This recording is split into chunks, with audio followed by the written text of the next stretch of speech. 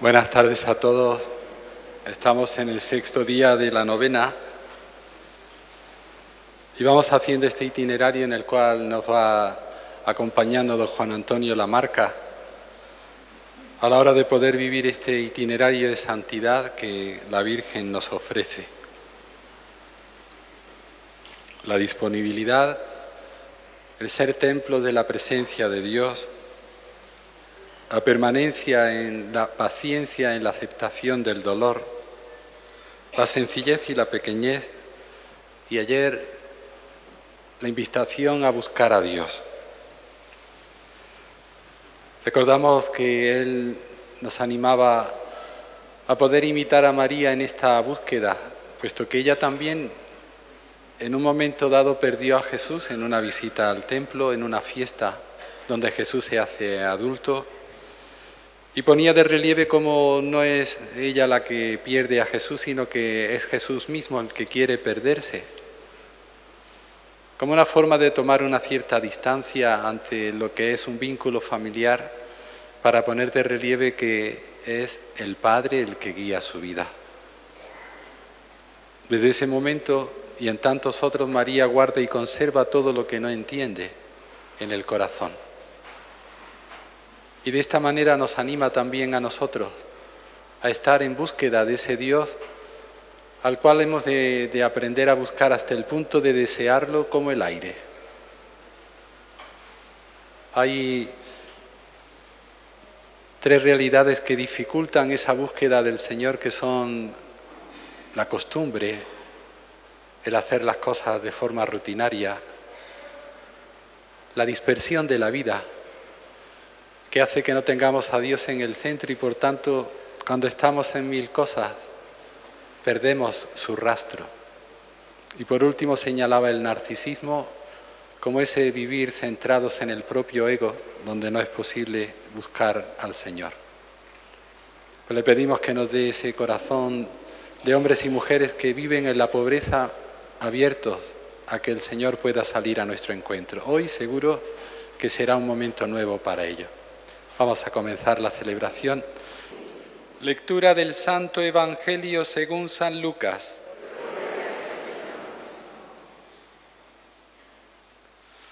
En aquel tiempo vinieron a Jesús su madre y sus hermanos, pero con el gentío no lograban llegar hasta él.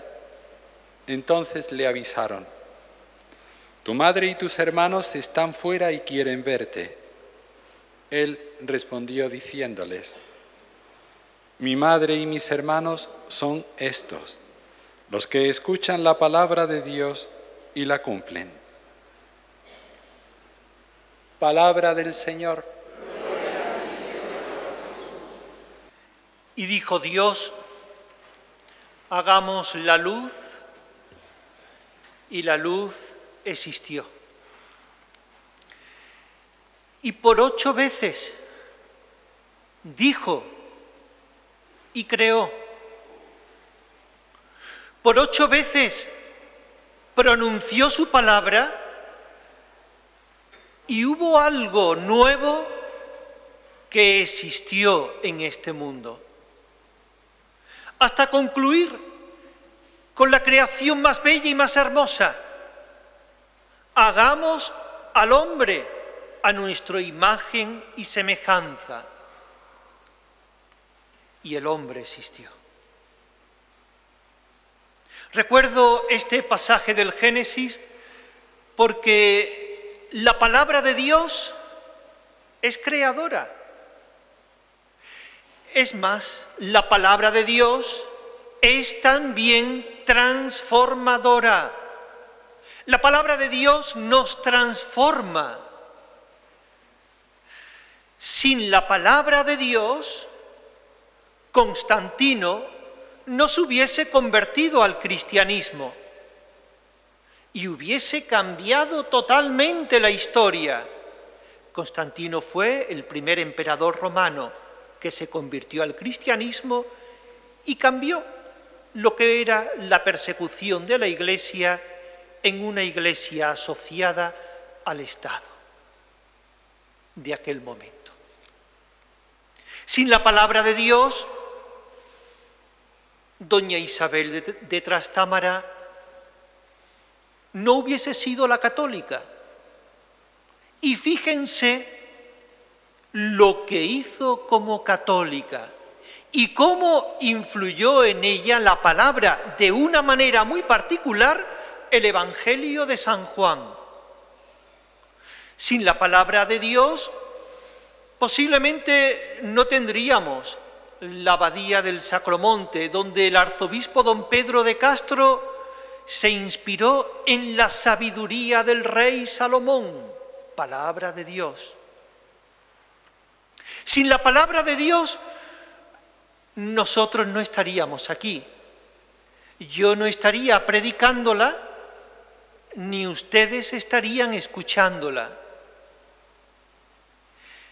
Es más, sin la palabra de Dios, es posible que muchos de nosotros no existiésemos, porque la palabra de Dios ha iluminado el concepto de familia a lo largo de siglos y siglos. La verdad es que en este momento siento ya un cierto vértigo, porque nos metemos ya en un berenjenal. ¿Qué sería del mundo, de la historia, sin la palabra de Dios? Lo único que me interesa es el fondo, y el fondo es que la palabra de Dios crea y transforma. Y como dice el relato del Génesis, todo lo hizo bien, todo lo ha hecho bueno. De manera que dejémonos transformar por la palabra de Dios. Es verdad que la palabra de Dios muchas veces la hemos manipulado. Allá aquel que manipule la palabra de Dios, porque la palabra de Dios es de las cosas más sagradas. Permítanme que les lea un texto de San Agustín, donde compara la sacralidad de la palabra de Dios con el cuerpo de Cristo. Dice así: decidme, hermanos, ¿qué os parece que valga más, la palabra de Dios o el cuerpo de Cristo? Si queréis contestar la verdad, debéis estar de acuerdo en que no es menos la palabra que el cuerpo de Cristo.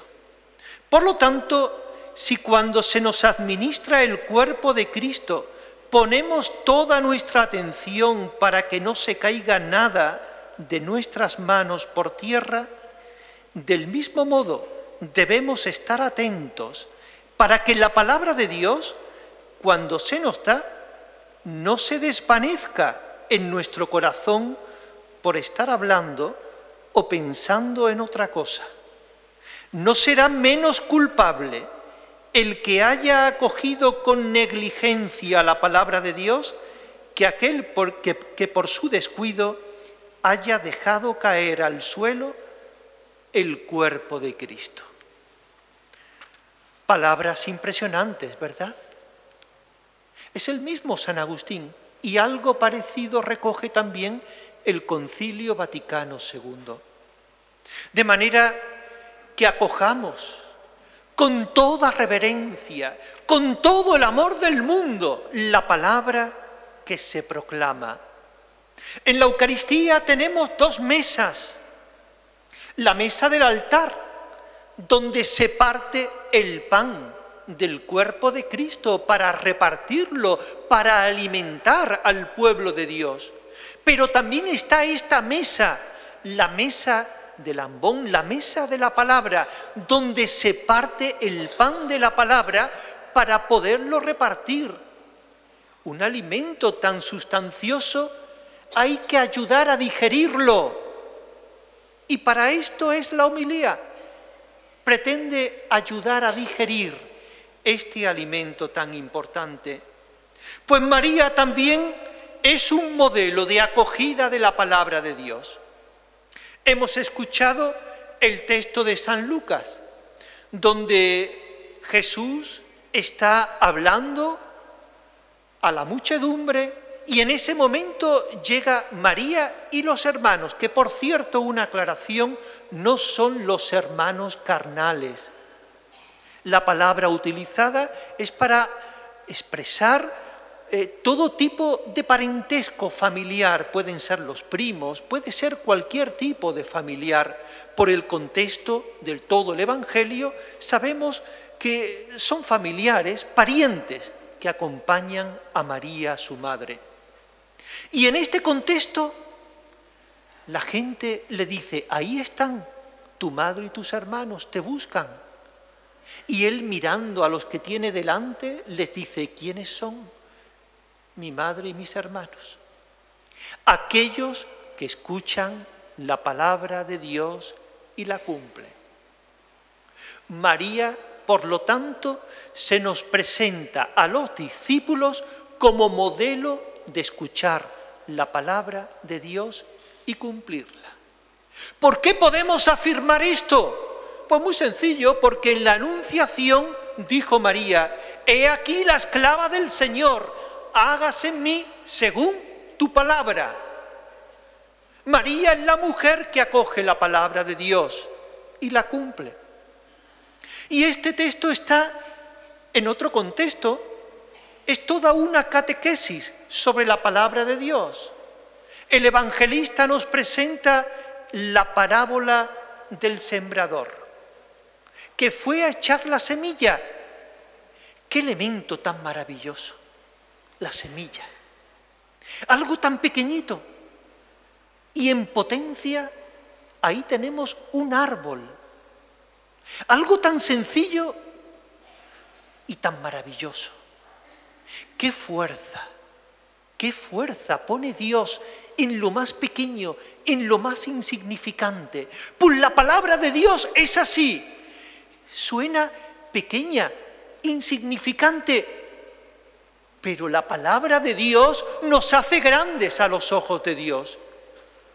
Y la parábola nos advierte que la semilla de la palabra puede caer al borde del camino. Cuidado con eso. Son los que no quieren escuchar la palabra. Yo creo que ninguno de los que estamos aquí.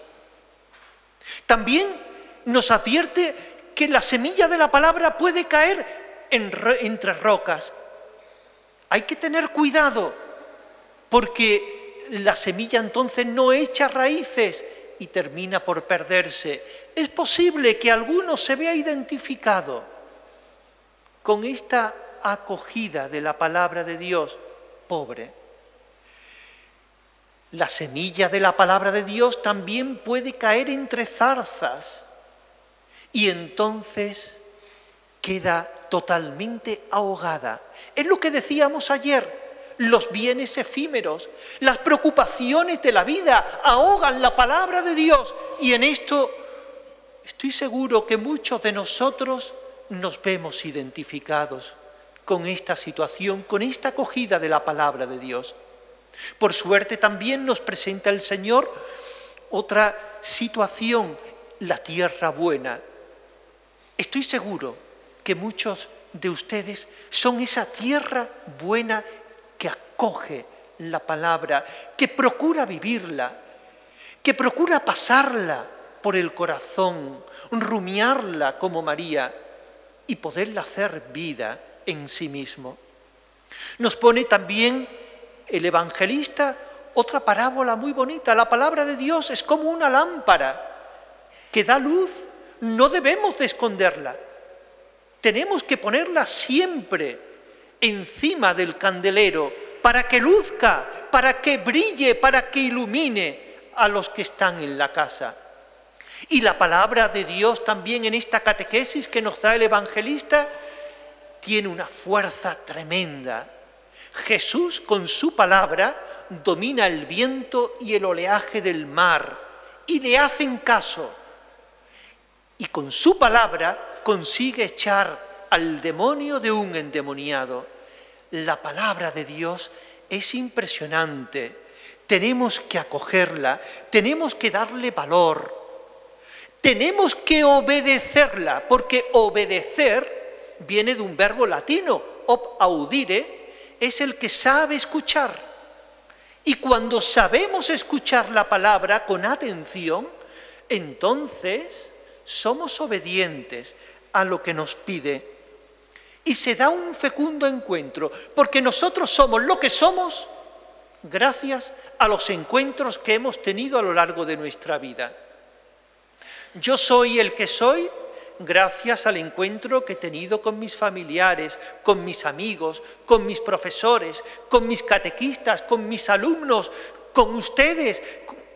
Pero sobre todo, soy lo que soy por el encuentro que he tenido a lo largo de mi vida con Dios. Y este encuentro con Dios se ha dado, por encima de todo, con la Eucaristía y con la palabra. La palabra me ha ayudado al discernimiento, y eso quisiera yo.